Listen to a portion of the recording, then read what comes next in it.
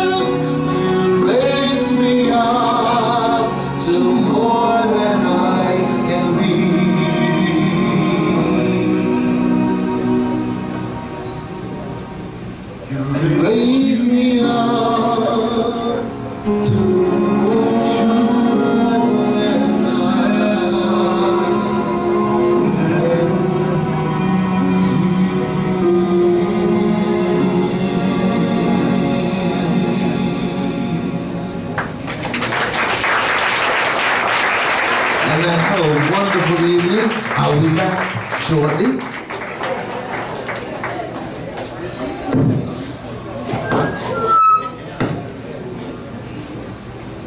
Right about now, we're going to have the manager coaches come and introduce their respective teams. First, we have Mr. Herbert Chico Francis, who was at the helm from 1970 to 1990.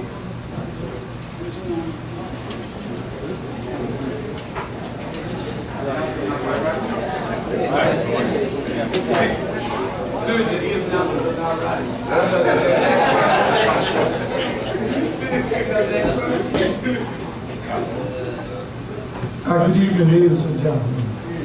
It's a great pleasure to be here this evening because Iona was our star player. She was really a great player because she was one of the players that I had that, you know, when I gave her a sign, I only had to give it to her once.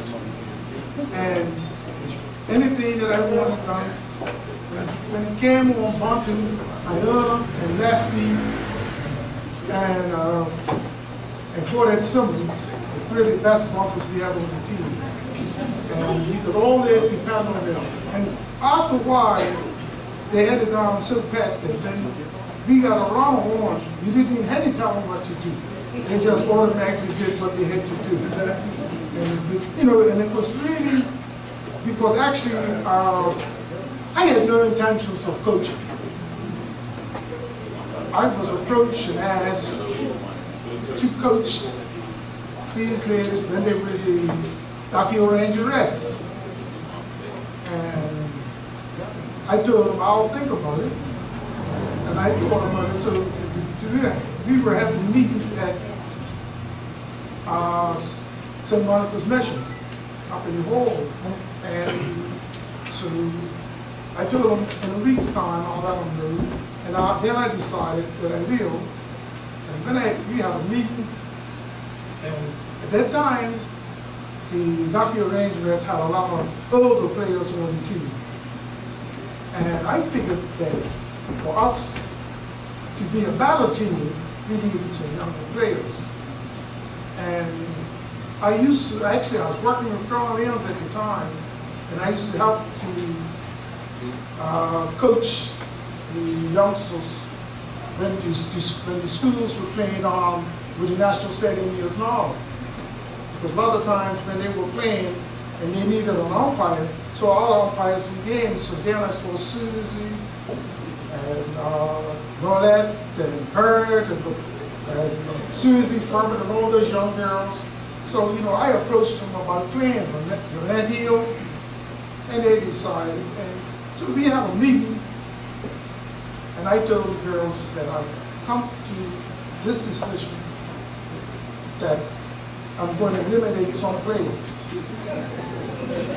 And I told them that I came right up, I was straight up, I told them, now, you don't fit into my plans.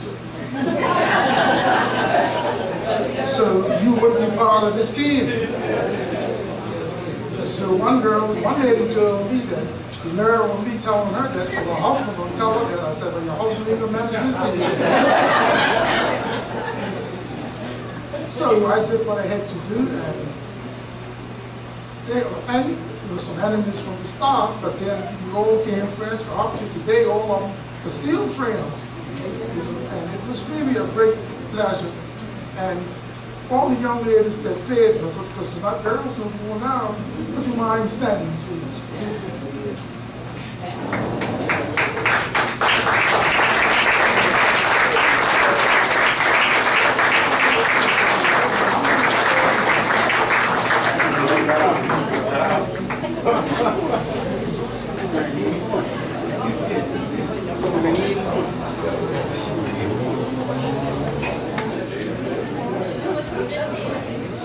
And one thing, because of softball, you know, I've made a lot of friends because you get Lewis, Repass, and all those other two songs. So we became great friends out there. And it's a binding friendship because, you know, I was sick abroad a few years ago, and they called me long distance. And I said, those are my friends. And you know, it's been really, actually nowadays, everybody coaches for money. And the only thing I got paid is no money.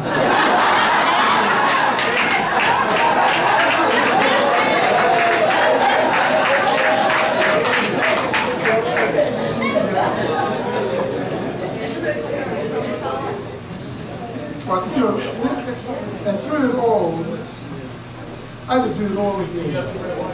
Because the Bluebirds, the Diamondettes, some Poly Girls, the Rays from St. George's, the team from St. David's, and I almost started with the Petticoat Softball League. And until she stopped playing a few years ago, Iona was the oldest player in playing softball.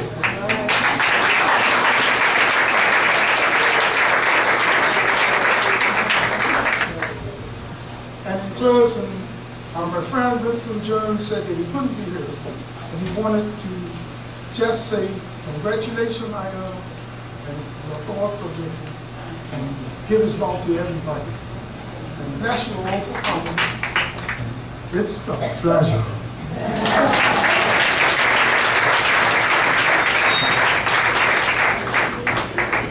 I look at this program and some of you's name might not be in the program. Please don't be offended by that.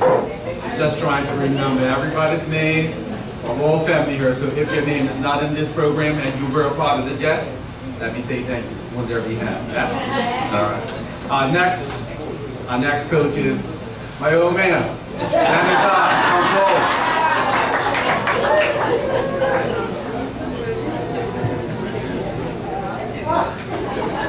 Thank you, son.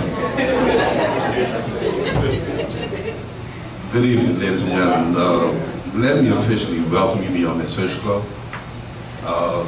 This is an occasion that probably is second to none because of the person who we really are honoring tonight. I've known Iona Roach for decades, and even as a coming up, she was always a favorite person to me. I first came in contact with Iona not through softball, but actually through football. She was an ardent Bluebird, and still is until today. She is a person that has always been a member of this club. She's always assisted in this club. And softball is really just her recreation when it comes to this club. As far as her softball is concerned, I considered it a privilege to coach Iona Roach. The actual manager of the team when I was actually coaching the Jets was not myself. It was Larry Darrell. And I want to clear that up right now because a lot of people think that I managed that team. I was asked to manage the team. I didn't, not that I refused, but I sort of politely declined because I was managing the men's team. And those little boys took up a lot of my time. You know, a team that probably will go on and be a second to none for a long, long time. But getting back to Iona and the Jets, Chico referred to her as a spark plug. Well, she was definitely the engine room of that team. She was the person that was there early, that left late, that picked you up when you felt you were down. You know, we were in positions at times during games where it really looked like we were never going to win the game. And, you know, she came up following and talked about rallies and You know, she was quite many years older than the other young ladies, but you really thought she was the youngest because she bounced around until like she was on a sugar high or something, you know? But I say that to say this, that I think the many years that our team won trophies, I think if it had not been for Iona, we would have struggled quite a bit. You know, she was like colleague, teammate, auntie. In fact, if you, the younger girls that play with Iona, stand up, please.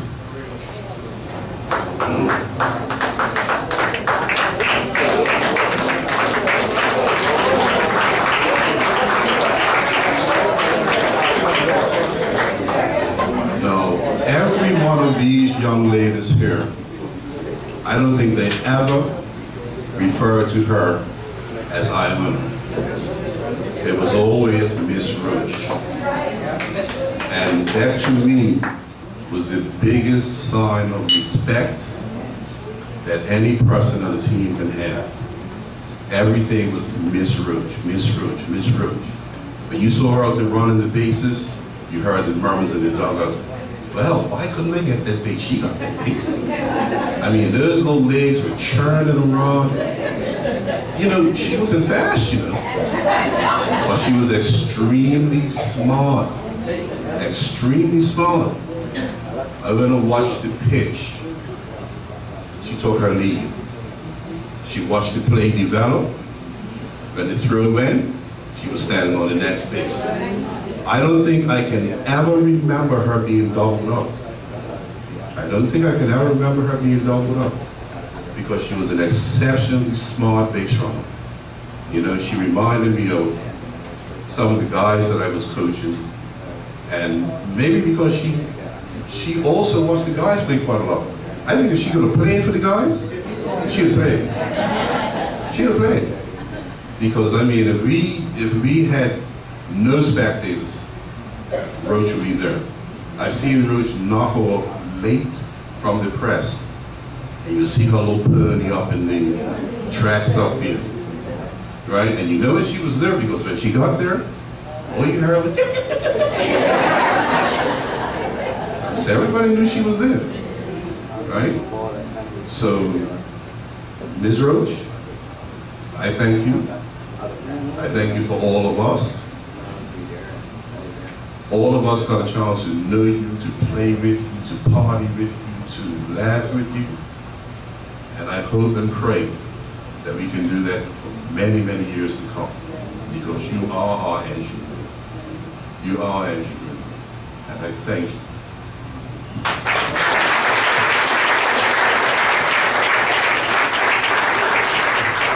I know this is going to start crying, but anyway. Right about now is so we're gonna get food served, and you can mix and mingle with everybody, catch up. And after that, oh, I'm sorry, Brenda Gardner will be entertaining us while we sing. While we sing? I mean, while we eat, I'm sorry.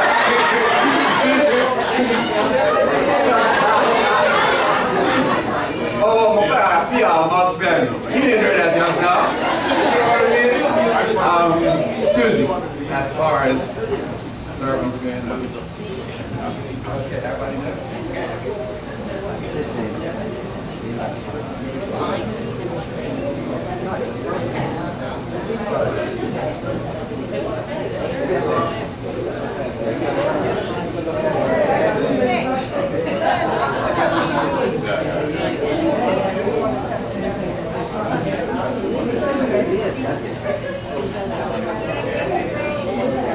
Ladies and gentlemen, before we go into our next entertainment, we're going to introduce our president of the club. Our president of the club is Fred Lewis.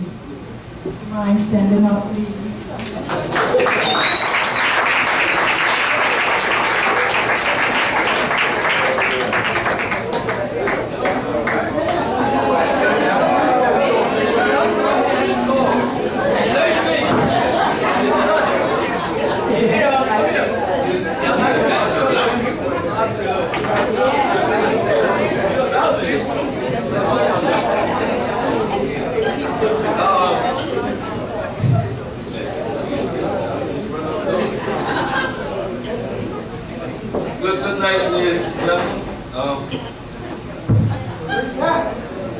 I'm happy that you all came here to honor my black old shorty.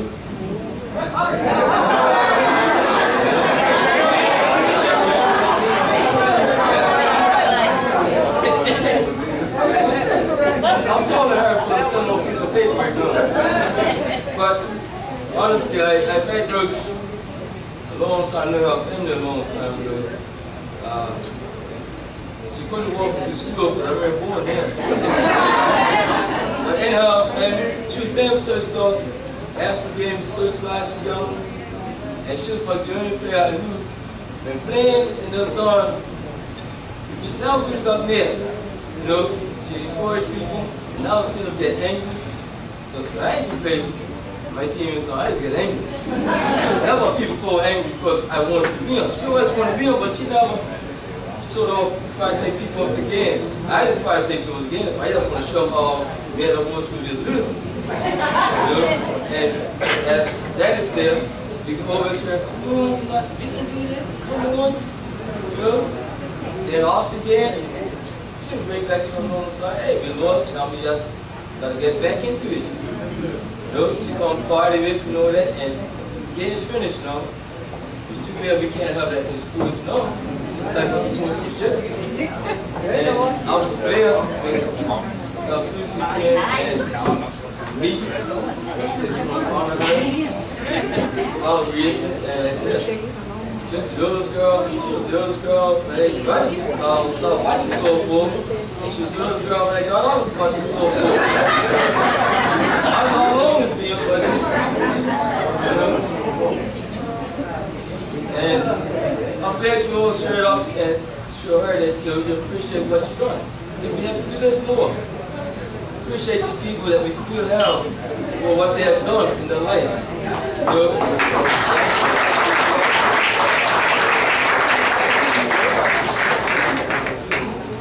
And like I said, hey, I'm a young fella.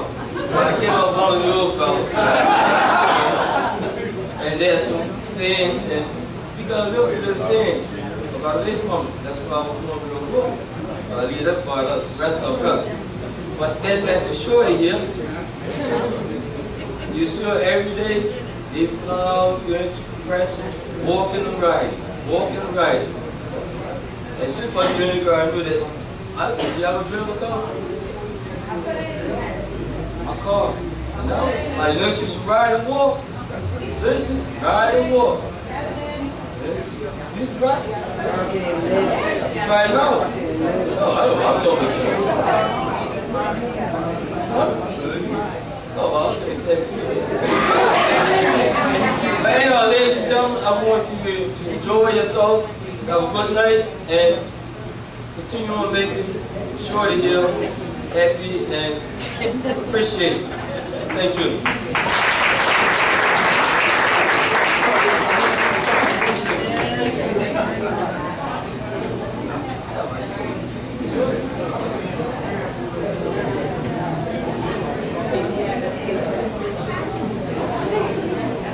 Ladies and gentlemen, Brenda. Good evening, everyone. I'm going to sing to my friend, but I'm going to sing a cappella. Go ahead. If you hear me getting off key, you know that I'm not feeling all that well. But because of Ernie, that's why I can't sing. Okay. Now my song is, There's a Hero. There's a hero. If you look inside your heart, you don't have to be afraid of what you are. There's an answer. If you reach into your soul, and the sorrows that you know will melt away.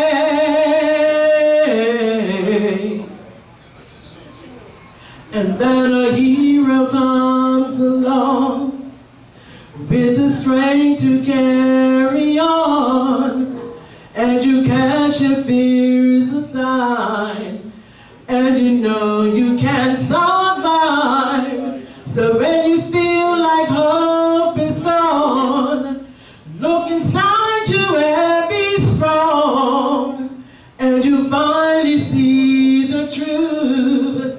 that a hero lies in you. It's a long road when you face the road alone, and you find a peers that could not hide the pain.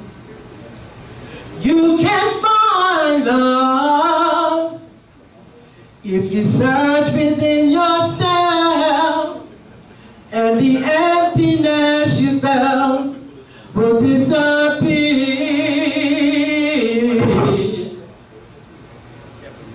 So when a hero comes along with the strength to carry on, and you cast your fears aside, because you know you can survive. But when you feel like hope is gone, look inside you and be strong, and you finally see the truth, that a hero lies in you. No one knows dreams are hard to follow, but don't let anyone tear them away.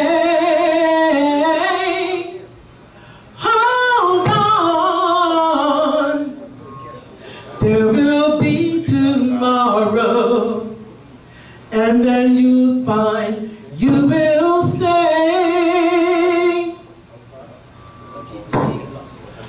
But when a hero comes along with the strength to carry on, and you cast your fears aside, because you can't be denied. But when you feel like hope is gone, look inside you and be strong, and you finally see the truth, that a hero lies in you. 'Cause a hero lies in you.